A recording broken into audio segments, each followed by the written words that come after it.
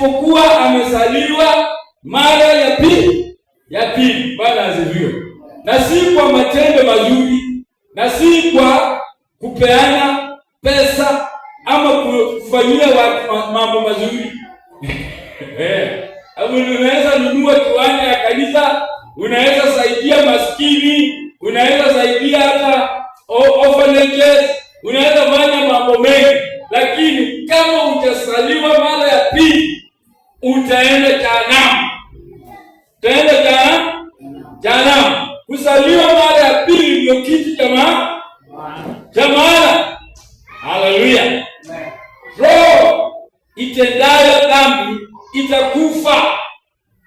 Biblia inatuambia katika Ezekiel 18 mstari wa 4 ya kwamba roho itendayo dhambi ndiyo itakayokufa.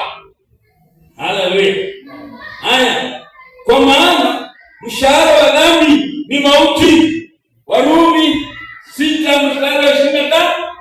Na watu wote wanaotenda dhambi, watu wote wametenda dhambi na kupungukiwa na utukufu wa Mungu. Ndio maana tunahitaji kuokoka.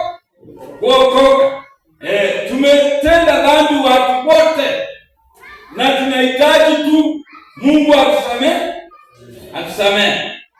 Haleluya. Maana hata watu wa dini kama Islam, kama dini zingine wanasaidia sana, hata wanasaidia watu maskini zaidi, wanasimama na watu, lakini haimaanishi wataenda mbinguni. Bwana asifiwe. Hiyo haimaanishi wataenda mbinguni. Unahitaji kusaliwa mara ya pili kwa maji na kwa Roho. Haleluya. Chapa ya pili, asili ya kusaliwa mara ya pili ni vifungu vya 4 mpaka 8. Mahali nimesoma vifungu vya 4 mpaka 8. Sio kurudia kusaliwa kimwili. Tunamaanisha hauwezi rudi tena kwa tumbo ya mama yako ukasaliwa mara ya pili.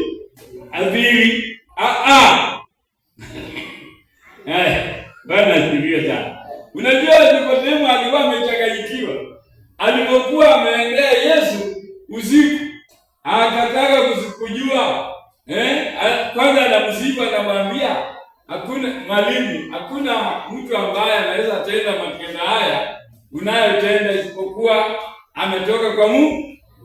Naye Yesu anamwambia lazima usaliwe mara ya pili. Nikodemo alichanganyikiwa. Ndio Yesu anamwambia